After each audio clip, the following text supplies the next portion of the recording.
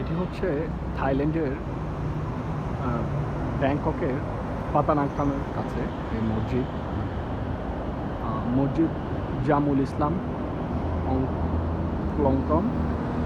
এটা একটা লেকের পাড়ে অবস্থিত, যা নাকি আপনার এই লেক দিয়ে আপনি শহরের পুরো শহরটা ঘুরে বেড়াইতে পারবেন। এবং এখানে খালটা সরাসরি নদীর সাথে সংযুক্ত। আপনি দেখবেন এখানে এক্সপ্রেসওয়ে রয়েছে এবং দুই পাশে নদীর ঘাট রয়েছে, বোটের ঘাট, যেখানে মানুষ অপেক্ষা করে। এবং আপনার হচ্ছে মানুষ এখান দিয়ে যাতায়াত করে স্বাচ্ছন্দ্য বোধ করে, কারণ রাস্তায় অনেক জ্যাম থাকে। এবং এখান দিয়ে আপনার ওয়াকওয়ে আছে। পুরো ব্যাংকক শহরটা আপনি ইচ্ছে করলে এই ওয়াকওয়ে দিয়ে হাঁটতে পারবেন। এবং এত সুন্দর করে সাজানো হয়েছে শহরটি যে আপনি চাইলে হেঁটে হেঁটে পুরো ব্যাংককটা হাঁটতে পারবেন এখান দিয়ে। এবং উঁচু উঁচু বিল্ডিং, আশেপাশে অনেকগুলো বাসা, মনোমুগ্ধকর বিল্ডিং ভবনগুলো, যেগুলো দেখলে আপনাদের মনটা আসলেই প্রশান্তিতে জুড়িয়ে যাবে। এবং এই যে খালটা দেখেন, এখানে কোনো ময়লা নেই। আর অথচ আমাদের দেশ হলে এখানে অজস্র আবর্জনা থাকতো। তো আমাদের সরকারের উচিত, এদের কাছ থেকে আমাদের সিটি কর্পোরেশনের উচিত এবং সরকারের উচিত এই দেশটাকে ফলো করে আমাদের ঢাকা শহরটাকে পরিকল্পিত নগরী হিসেবে গড়ে তোলা, যাতে আমাদের শহরের মানুষগুলো এই সুযোগ সুবিধাগুলো পেতে পারে। এবং আপনার হচ্ছে এখানে যে ভোটের ভাড়াটা কেমন, ভোটের ভাড়া আপনার বেশি না, সর্বনিম্ন 8 বাত থেকে শুরু করে 20 বাত পর্যন্ত। আপনি চাইলেই শেষ স্টপেজ পর্যন্ত 20 বাত দিয়ে চলে যেতে পারবেন। তো এখানে দুই পাশেই ওয়াকওয়ে আছে এবং দুই পাশেই মানুষের বসবাসের স্থান। মানুষ সুন্দরভাবে বসবাস করে।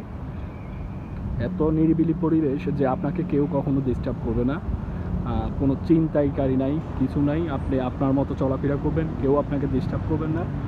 খুব স্বাধীনভাবে জীবনযাপন করতে পারবেন। এই যে এখানে আশেপাশে অনেক সুন্দর বাগান বিলাস গাছ অ্যাভেলেবেল আছে। তারপরে আপনার মসজিদ, তারপর অনেক দর্শনীয় স্থান এই লেকের পাড়েই আছে। এই ওভারব্রিজ, মেট্রো রেল, সব কিছুই, মানে পুরো শহরটাই একটা পরিকল্পিত নগরী। আপনি চাইলে এখানে ব্যাংককে আসলে অবশ্যই এই লেক পার এবং বোটের ভ্রমণটা অবশ্যই করবেন, যাতে আপনি বুঝতে পারেন যে আসলেই যে কত সুন্দর এই একটা দেশ, যে তারা এত সভ্য জাতি, যে আর এত নমনীয় জাতি, যে তারা কাউকে বর্ণবাদিতে কোনো বিশ্বাস করে না। তারা সবাইকে সমান চোখে দেখে এবং সবাইকে শ্রদ্ধা করে, ভালোবাসে। এই যে একটা বোট আসতেছে দেখবেন, স্টপিজে থামছিল, আমি দেখাতে পারি নাই, কারণ আমি আসার আগেই বোটটা চলে আসছে। দেখেন এরা কি সুন্দর করে বোট দেখতে, এই বোটে করে সবাই যাতায়াত করে, সবাই খুব সুন্দরভাবে যাতায়াত করে।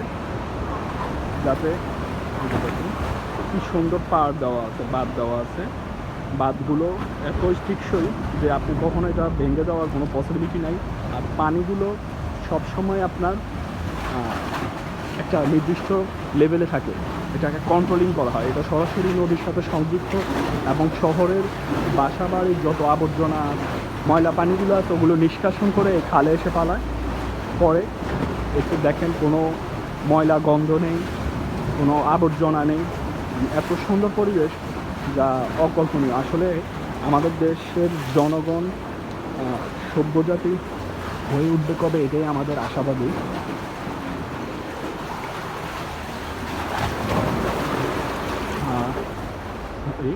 এখান দিয়ে হাঁটার জন্য যে মানুষ, এটা রেল স্টেশন গেছে, তো এখান দিয়ে কারণে অবস্থা।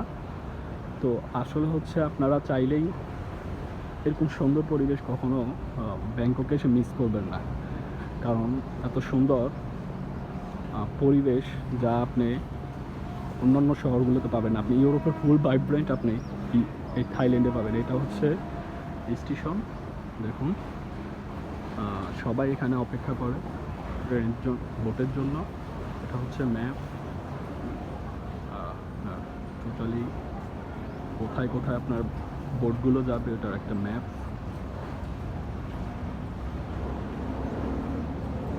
এটা একটা স্টেশন, এখানে সবাই অপেক্ষা করতেছে, বোট আসলে সবাই উঠবে।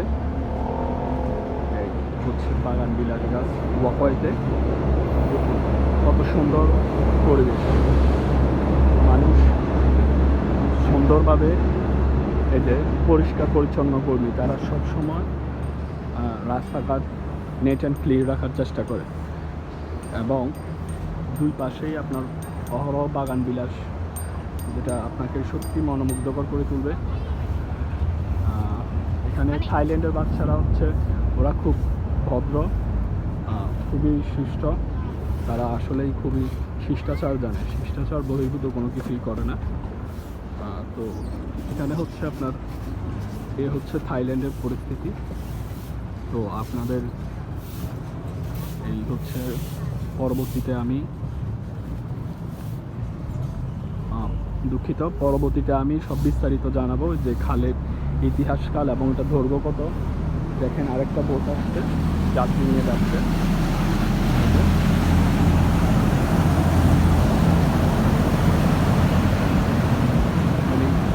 আপনার হচ্ছে এখানে মানুষ এত স্বাচ্ছন্দ্যভাবে যাতায়াত করে, যেখানে আপনার বাসে যেতে আপনার 5 কিলোমিটার পথ যেতে আপনার সময় লাগবে 30 থেকে 40 মিনিট, আর বোটে যেতে লাগবে মাত্র 10 মিনিট। তো আমাদের দেশটা কবে যে এমন হবে এই জিনিসটাই আমি খুব চিন্তায় থাকি। এরকমভাবে যদি আমাদের দেশটাকে সাজানো যেত তাহলে আমাদের দেশটাও আজকে থাইল্যান্ডের মতো হয়ে যেত। এ হচ্ছে ব্যাংককের বোটের লেকিং, যেটা আপনার আসলে দেখতে পাবেন, এবং আপনারা অবশ্যই ব্যাংককে আসলে এই ভ্রমণটা উপভোগ করবেন। এই দেখেন এখানে কাঠগোলাপ অ্যাভেলেবেল, সব জায়গায় কাঠগোলাপ গাছ পাওয়া যায়। একটা মন্দির, এখানে বৌদ্ধ ধর্মের বিশ্বাসী তারা, এবং মুসলমান প্রায় 1 কোটির উপরে আছে, মসজিদও আছে অ্যাভেলেবেল। আপনাদের সব কিছুই সুন্দর। তো এ হচ্ছে আজকে আমার প্রথম ব্লগিং, আপনাদেরকে নেক্সট ব্লগিংয়ে স্বাগতম। সবাই দোয়া করবেন। আসসালামু আলাইকুম।